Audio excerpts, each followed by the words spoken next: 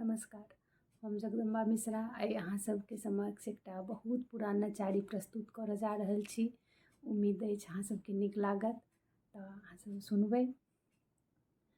डमरुआ हे गौरी लऽ गेल चोर, डमरुआ हे गौरी लऽ गेल चोर, लऽ गेल चोर गौरी लऽ गेल चोर, गौरी लऽ गेल चोर, लऽ गेल चोर गौरी लऽ गेल चोर, गौरी लऽ गेल चोर, डमरुआ हे गौरी लऽ गेल चोर, डमरुआ हे गौरी लऽ गेल चोर।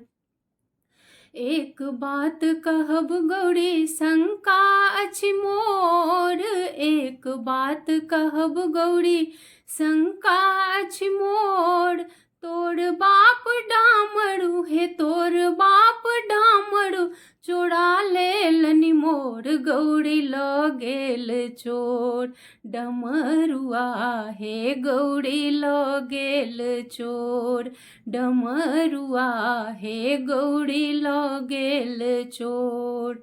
जुनियु कटुहे शिव नैहर मोर, जुनियु कटुहे शिव नैहर मोर, टूटली मड़ैया पर टूटली मड़ैया पर एतबाटी पोर, गौरी लऽ गेल चोर, डमरुआ हे गौरी लऽ गेल चोर, डमरुआ हे गौरी लऽ गेल चोर।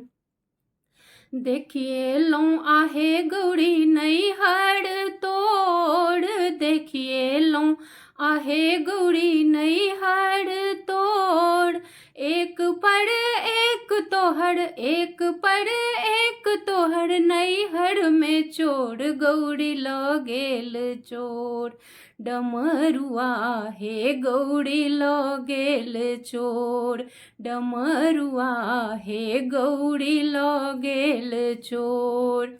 कार्तिक गणपति के लऽ लेलनि कोर, कार्तिक गणपति के लऽ लेलनि कोर, चलली भवानी हे चलली भवानी नैहरवा के ओर, गौरी लऽ गेल चोर, डमरुआ हे गौरी लऽ गेल चोर, डमरुआ हे गौरी लऽ गेल चोर।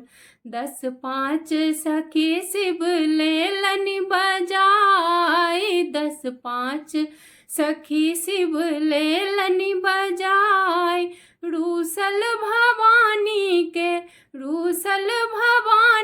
के लेलनि मनाई, गौरी लऽ गेल चोर, डमरुआ हे गौरी लऽ गेल चोर, डमरुआ हे गौरी लऽ गेल चोर, डमरुआ हे गौरी लऽ गेल चोर।